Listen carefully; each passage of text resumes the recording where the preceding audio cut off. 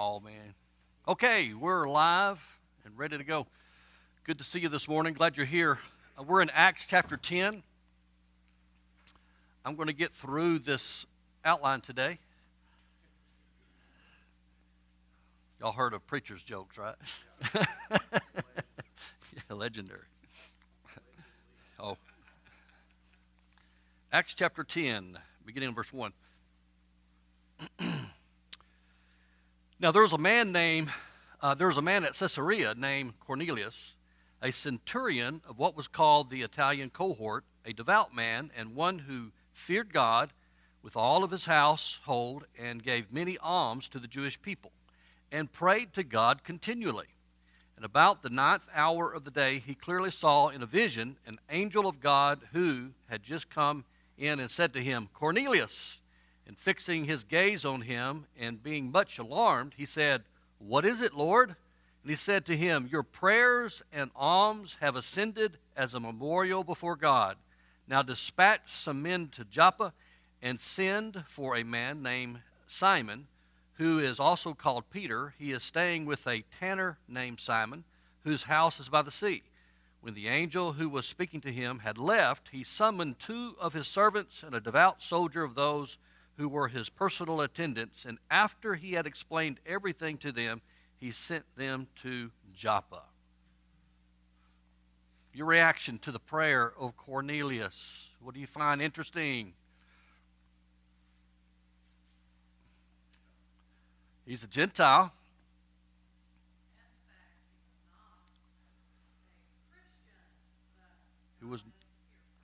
He was not a Christian at this time.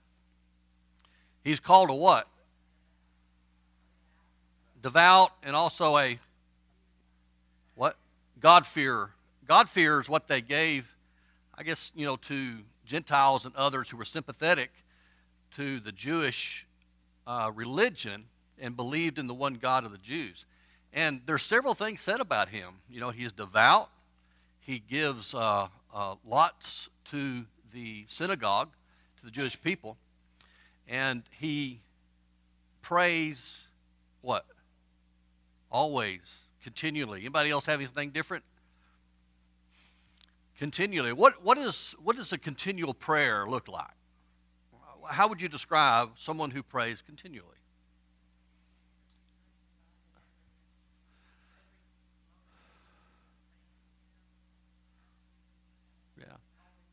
I would say it's sort of a habit. I mean, it's who he is. It's not that he has one prayer that never ends. Paul states for us to pray without ceasing. That's the same thing. I think learning about God, walking with him, we develop certain habits, certain ways of viewing the world and thinking that it becomes a part of us. So evidently, the Jewish people and the religion of the Jews, the worship of the Jews, the God of the Jews, really impacted him. And he's a God-fearer, one who reverences the one God that Israel worships. Now, that does bring an interesting, what else do you see? What else about the text? Yes?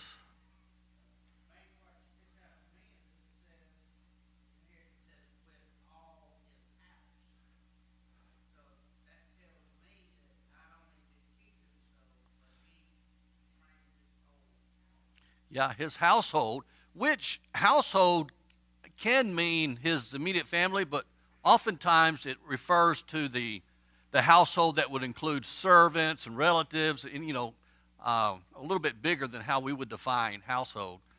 But his influence had obviously impacted everyone around him. His family. In fact, when he does send for Peter, and Peter comes, he had gathered his household ready to receive what Peter was going to say. What else do you find interesting about the text?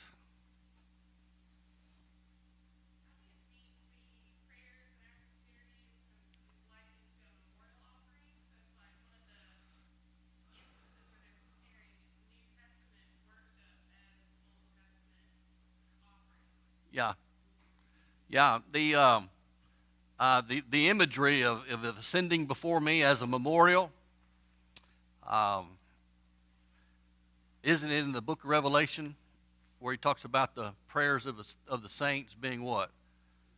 Incense to the God ascending before him.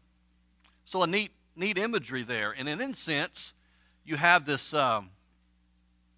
anthropomorphism when you attribute qualities to God or whatever that are human. And if you have incense, what are you doing? What smells good? I planted jasmine. Was it last year? I got it wrapping around one of my pillars of the house here, and it bloomed this year, man. I saw that porch, and what do? Boy, it smells good every time I pass it. And I think that's the image of when you have incense and it's coming before God, what's God doing? He's breathing it in.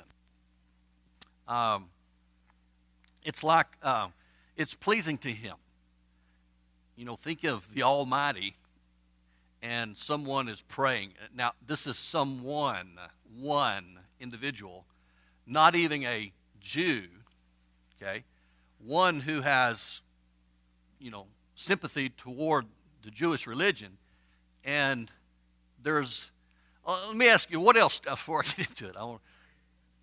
Do what? Yeah, he's a big guy in Rome, isn't he? Centurion.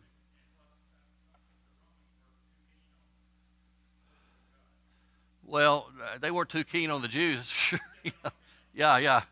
He must have been very open, and being the position that he was, gave him the advantage, I guess, of no one saying anything to him.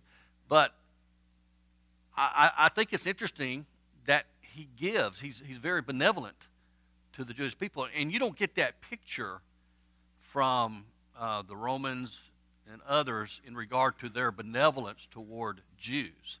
He was. So is he at risk? As you said, it would be kind of odd for a centurion, a Roman, to have that kind of affinity with the Jewish faith. But go ahead. Is that Rome probably looked at this like, well, he's got a good relationship with the Jews, everything's peaceful, let's let him be. It's peaceful, yeah. We don't want any riots, so If it ain't broke, don't fix it. yeah. And that's what Rome was known for, the peace, and they made it, hard line, and people feared the Romans and the legion. Of course, I think that's what motivated Pilate to do what he did. The Jews had to be quieted because Pilate probably would be ousted if Rome heard of all the uproar, because they wanted things to be, under control. So, Centurion, sympathizer to Israel, this is during the New Covenant time, isn't it? It's Acts chapter 10. It's Acts chapter 10 comes after Acts chapter 2, right? The gospel sermon's been preached. The New Covenant has been opened. Okay? Now, because his prayer was heard, what is not stated in the text? What should we not assume? I mean, I think sometimes when people hear this or read this, they assume certain things. He was not saved. Yeah, he's going to get the opportunity. But just because God heard his prayer, and even God revealed himself through whom? An angel. And an angel told him what to do. So I know that typically in religious circles, for there to be a manifestation of an angel and God's revealed words to him, that people would assume that individual in the reception of all that would be saved. What was the purpose of the revelation of the angel and the words given to him? What's been, I guess, what has been the content of Cornelius' prayer? What's implied? We don't really know, do we? We don't have his words recorded, but we have the words of the angel that seems to imply something. What? What?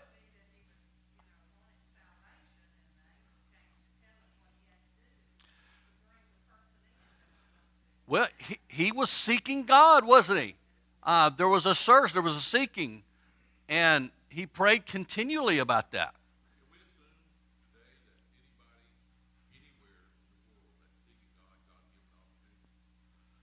I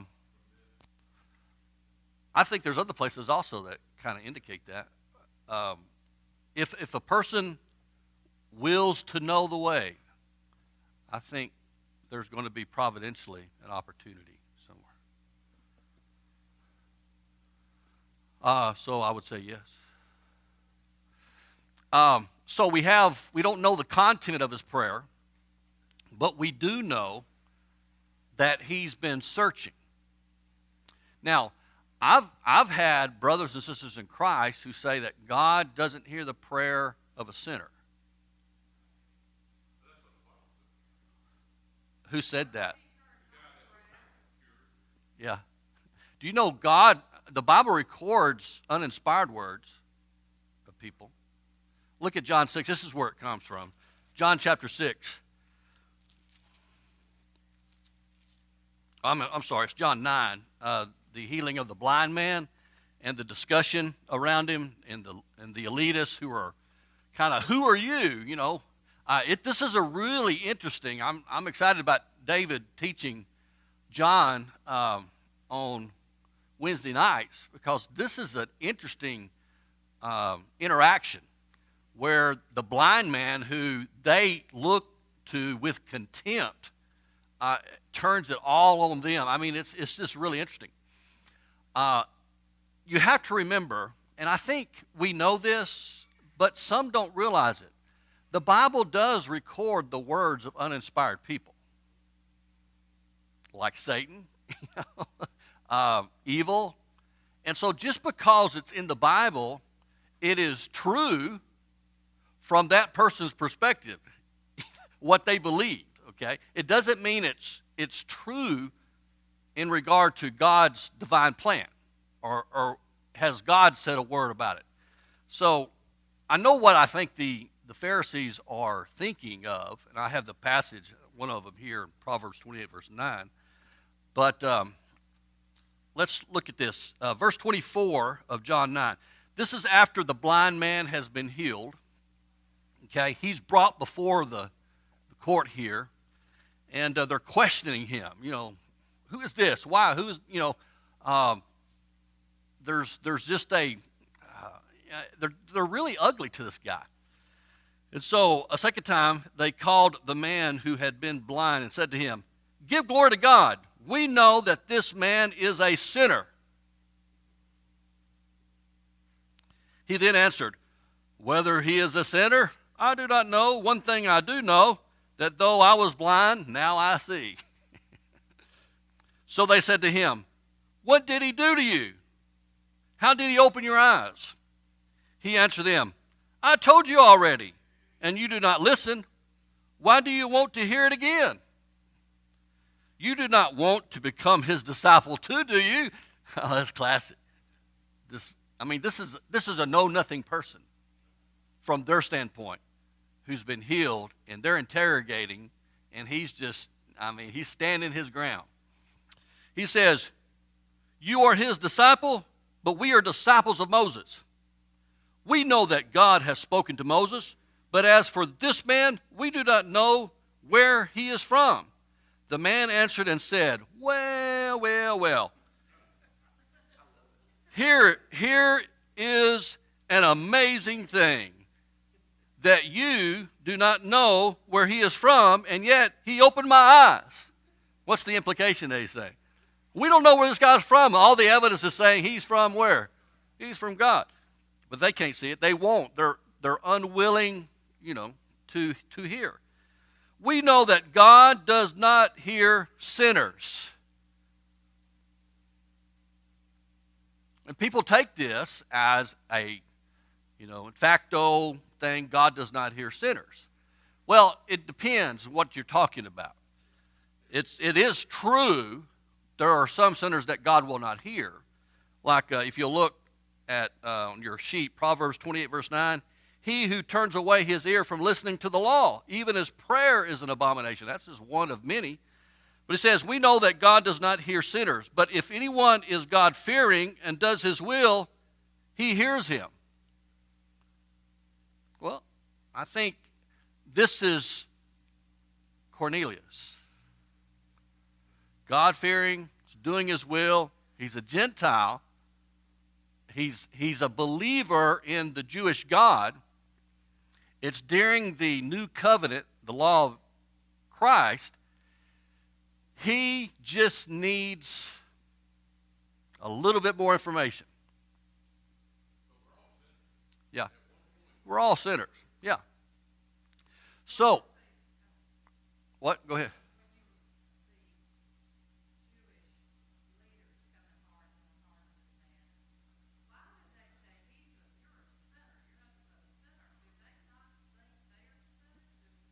No.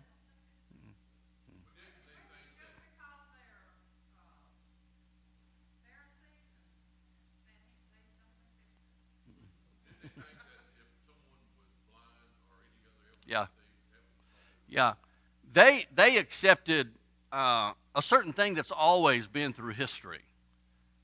That if a person is sick, ill, has financial trouble, marital trouble, whatever, then God is cursing them.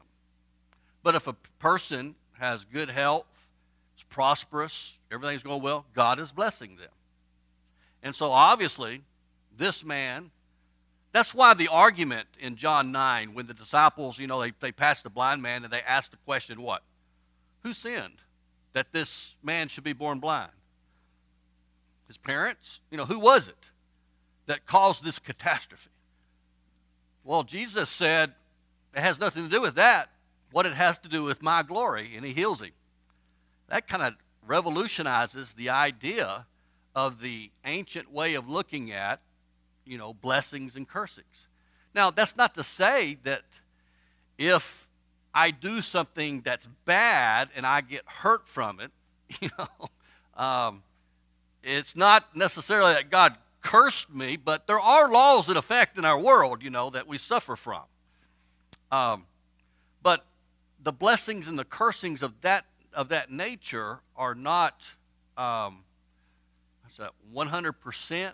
I mean, it's not a way of gauging God's blessings and God's curses. But that was the way that the people in antiquity even referred to their pagan gods and deities. That's how it is, What? Yeah. Right. I think they're right. God does listen to those who are seeking and God-fearing. The prayers of the lawless are abomination to him. But what I'm saying is, we have to be careful in weighing statements in the Bible, okay, because we have all kinds of sayings. And some have picked up, I guess it's the half part of that verse, where, God doesn't hear the prayer of a sinner, and they're using it in the context of those out there. But there are those out there who are what? Are they seeking? Are they trying to be devout? Are they trying to learn and search for the truth? I think there are. Go ahead.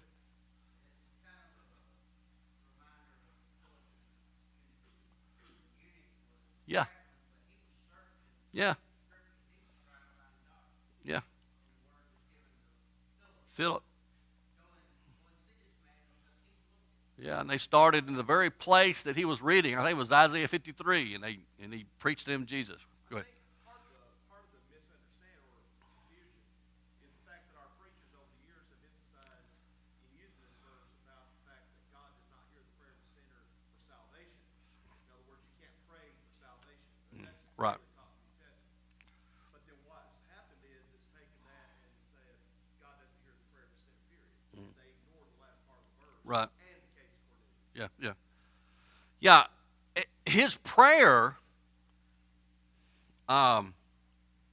you could say his prayer saved him in the sense that he was led to the truth, right? But it's not, this is not a sinner's prayer as it is described or conveyed in the religious world. Yeah. So what I'm indicating is just it's the same thing that some have a difficulty with when the Holy Spirit falls upon people who have not yet been baptized for the remission of their sins. This happens in Acts chapter 10. You know, the Spirit falls, they talk in languages, and Peter goes, my. You know, this Gentiles are meant to, you know, come into the kingdom too. So, yeah.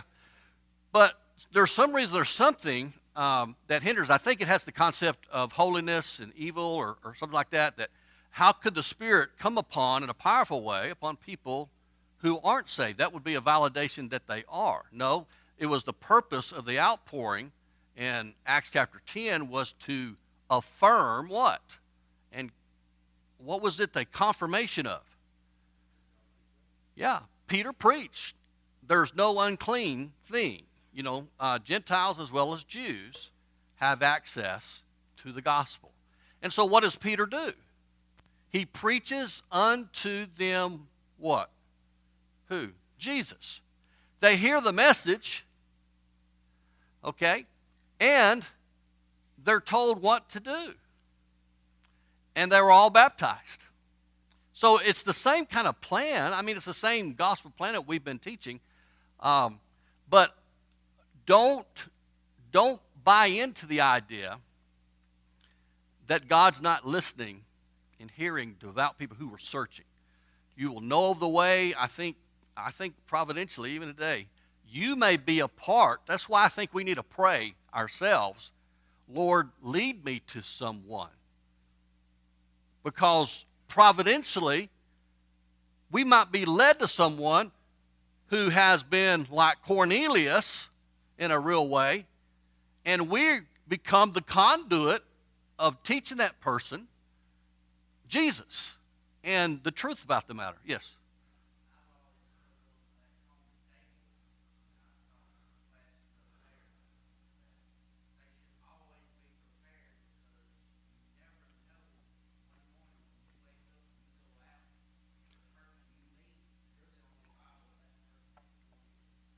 Yeah.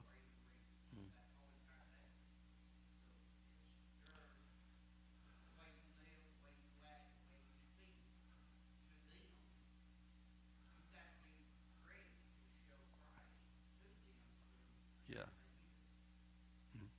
What we do at Faulkner is, I believe there's a lot of providence involved in it because we come in contact, as you know, in our classes with people who have never been exposed to the truth.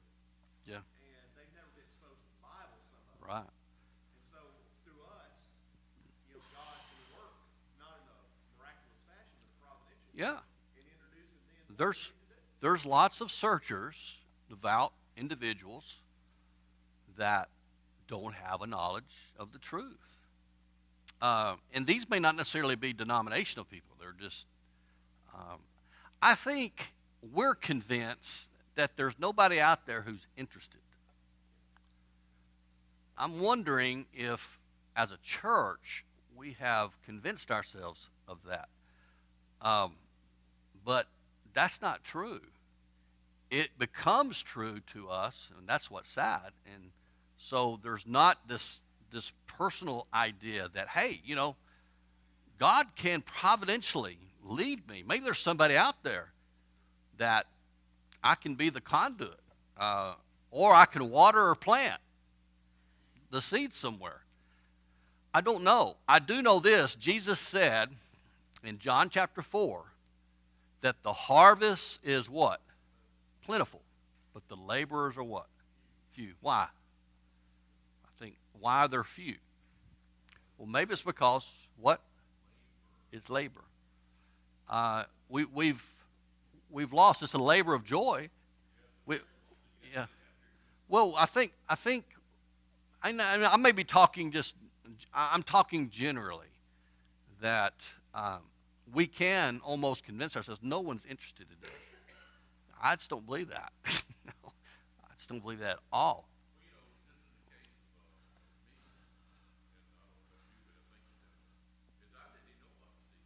Yeah. Yeah. Yeah. Yeah. Yeah.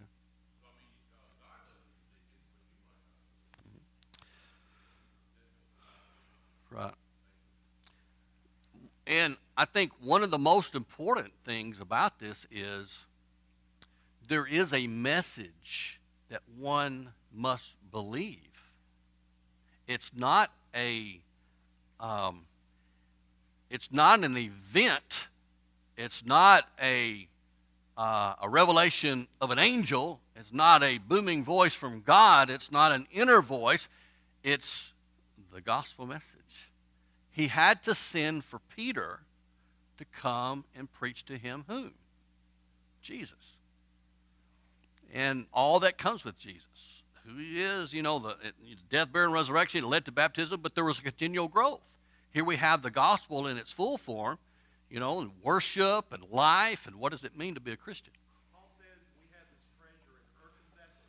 Yeah. That the excellency and the power might be of God and not of us. Mm-hmm. There's no place in the New Testament that you find a deity or an angelic being that ever preaches the gospel to someone. It's That's true. always human beings, Mm-hmm. preachers and teachers and evangelists. You don't have any deities doing Yeah. it. And how beautiful the feet are of those who bring good tidings, whoever they are. Yeah.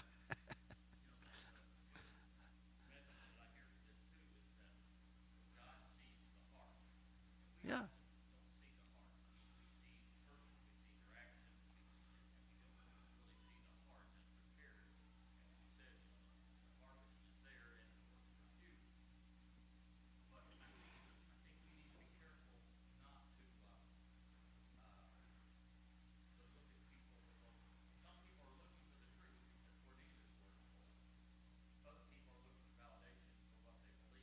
Mm-hmm.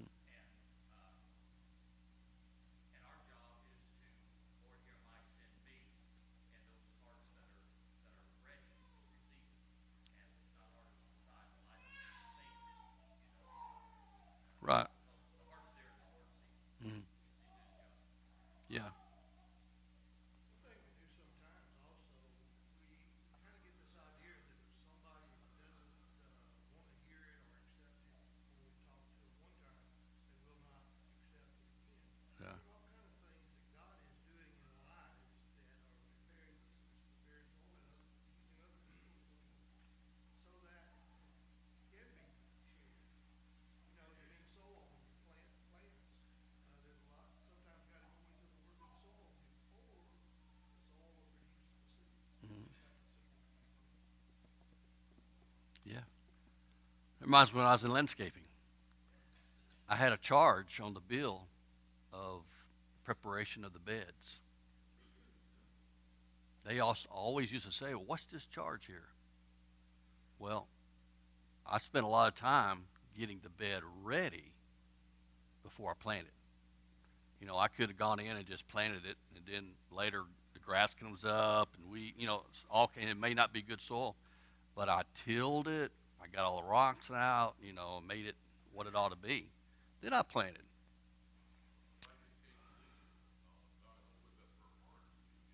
Yeah, right, right. And of course, he opened her heart through what was preached to her, I think. Yeah, that it. Yeah, you never know the power of the word to open hearts. There's lots of preconceived ideas out there about Christianity and stuff, and we're living in it's an interesting time, but God's still in the business of saving. So are we. That's our prime directive, and to go into maturity as a Christian. So there's a lot of things here that are really inspiring and encouraging to me. in regard to the conversion of Cornelius. Any other comments, observations about him? Yes. Yeah, as a memorial. That he heard it? Yes. And pleased with it. So God does hear people when they pray, because God looks upon the heart. The mere fact that God hears someone when they pray doesn't mean that that person is then saved because God heard them. There is, however, the providential work of God that I think we see in this. We may not have Gabriel appear to us, but we may encounter somebody, and our actions of the day or whatever. Yes.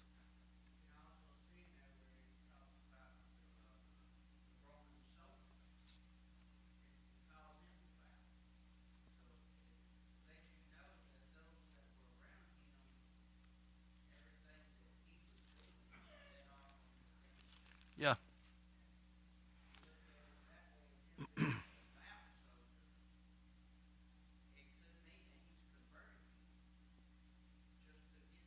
Yeah.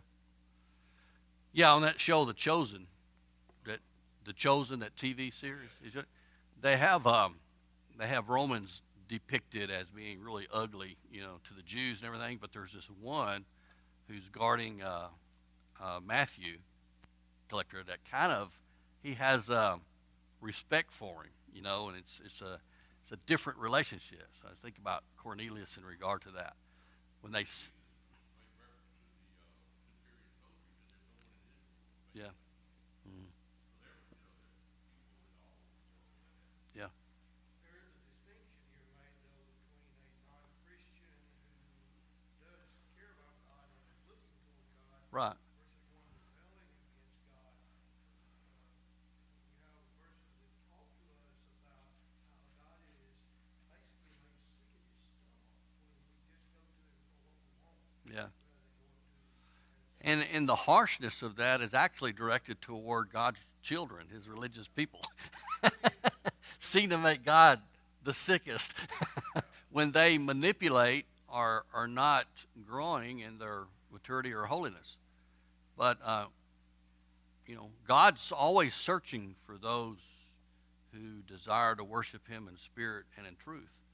So, yes. There are people in D.C. in government, in Congress, that are, if not seeking for God, are religious. I know that because of the things that Jonathan Yeah. told me, that there are groups of senators and representatives that gather on a regular basis to study the Bible and pray. Mhm. Now, most of them, the majority of them are not Christians according to the New Testament, but their heart is in the right place on both sides of the political aisle. Right. So that gives us a little bit of more of a good feeling about the people in D.C., that some of them at least, that they're trying their best to do what's right, even though they may not have found it yet.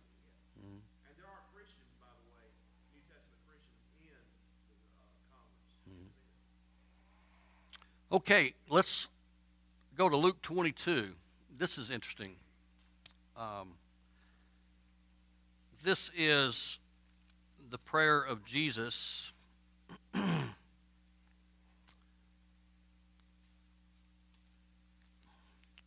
beginning in verse 39, 22, 39. The Garden of Gethsemane. So we have, and he came out and proceeded, as was his custom, to the Mount of Olives. And the disciples also followed him. When he arrived at that place, he said to them, "Pray that you may not enter into temptation." And he withdrew from them about a stone's throw, and he knelt down and began to pray, saying, "Father, if you are willing, remove this cup from me, yet not my will, but yours be done." Now an angel from the heaven appeared to him, strengthening him. And being in agony, he was praying very fervently, and his sweat became like drops of blood falling down upon the ground. When he rose from prayer, he came to the disciples and found them sleeping from sorrow. He said to them, "Why are you sleeping? Get up and pray that you may not enter into temptation." And then Judas comes. Now, Luke's account is a little bit briefer than what we might have in the others. He has the same kinds of thing, but in that account, what strikes you as interesting?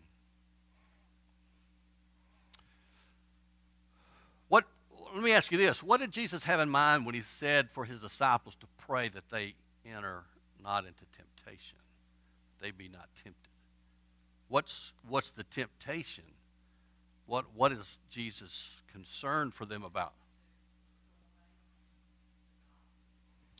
Yeah, maybe from the actions of Peter, who made the declaration, "If all forsake you, I will never do it." And then all the disciples said, "Yeah, me too. And they all did forsaking. Maybe the temptation of drawing swords and actively fighting. Yeah, he's been teaching them already, folks, that he's going to be arrested. There's going to be a trial. He's going to be beaten and suffering and crucified, but the third day he'll arise. Mark indicates, it's in the middle of Mark, you have a triplet of Jesus hammering this. The first time Peter says, no, it's not how it's going to happen. That's when Jesus calls him Satan. You're obscuring my will, my way. And but they had a hard time. They never. Because I think of their preconceived ideas of Messiah and of God, it's like they dismiss statements like that. It didn't resonate because it couldn't be. How could their Messiah die? It's just hard for me to think that all the opportunities in which Jesus was teaching them and saying these things, they never got it till the end, after he died and was raised. Yes.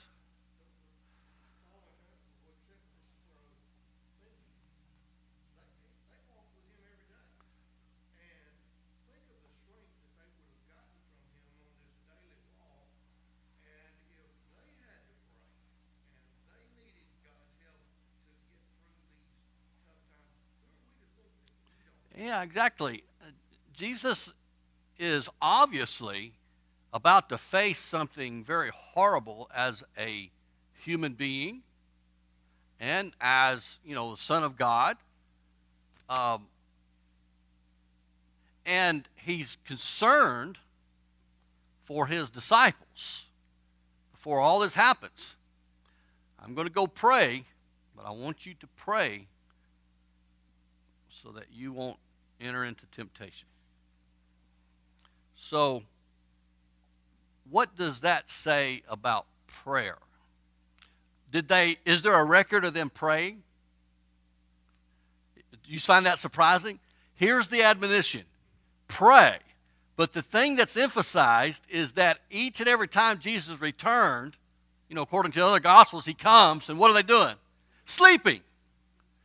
He didn't catch them praying. I think that's the lesson. Okay, it says that they were tired, their eyes were heavy. Yeah. I mean, human beings, you get tired, heavy. But there are certain things that are extremely important, and particularly for Jesus to say to the disciples, pray, because you're fixing to face one of your most challenging moments in your life, that you do not enter into temptation. But they all flee. At first, Peter takes the sword and is ready to defend Jesus, but when Jesus says put the sword down, it's kind of like, how are we going to defend ourselves? And they all flee. Go ahead. Yeah. What he meant by that, two swords isn't enough. I just think he didn't say everybody grab a sword. I just think he dismissed it. It's enough. Yeah. Yeah. Yeah. Mhm.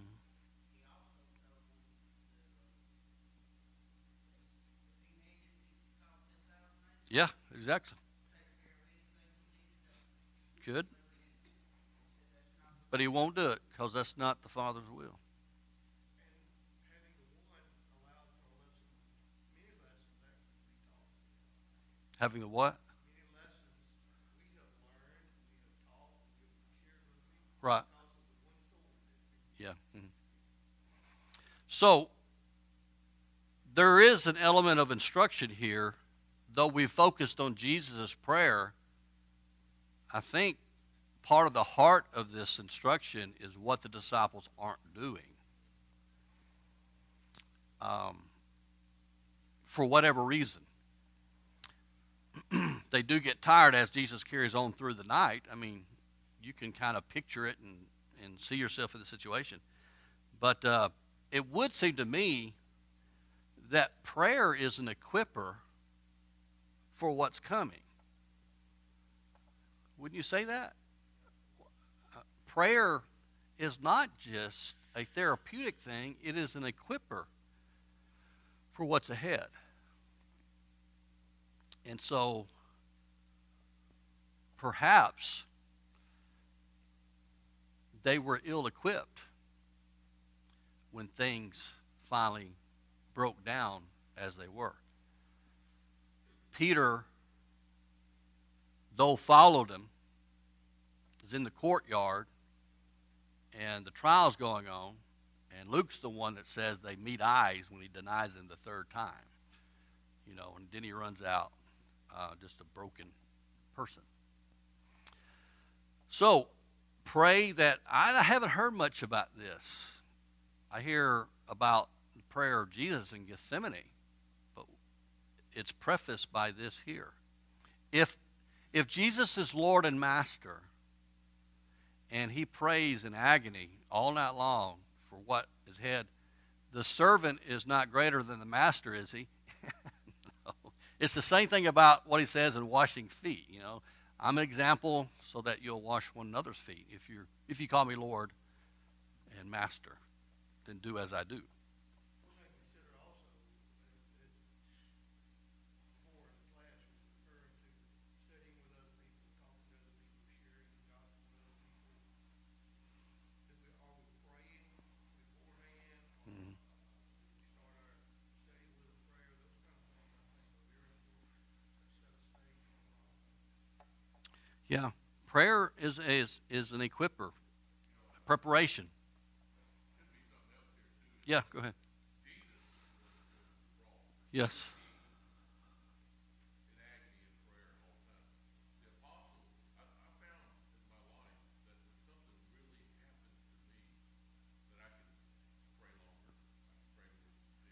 Mm. Yeah. Right.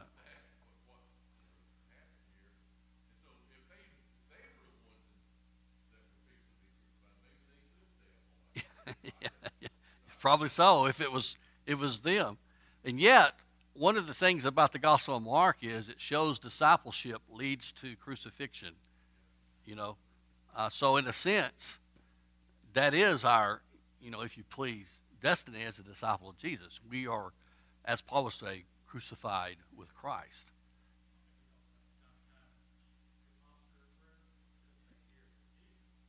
Yeah, yeah. He knelt down here.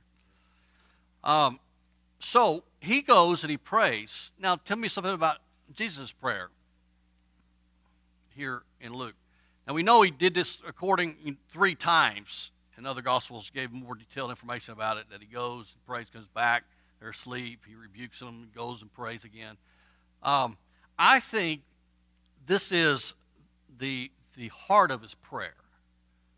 If he's praying for an extended period of time, I don't think, we're getting the theme, not all of his words. This is the theme of what he's praying. So in light of that, what is the major ideas in the prayer that is recorded for us?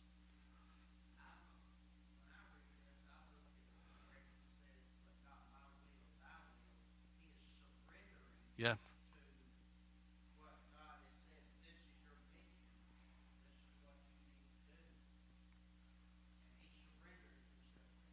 So isn't it true sometimes we know what the will of God is, but we're fighting the will of God because it's not something we really want to do for whatever implication or reason.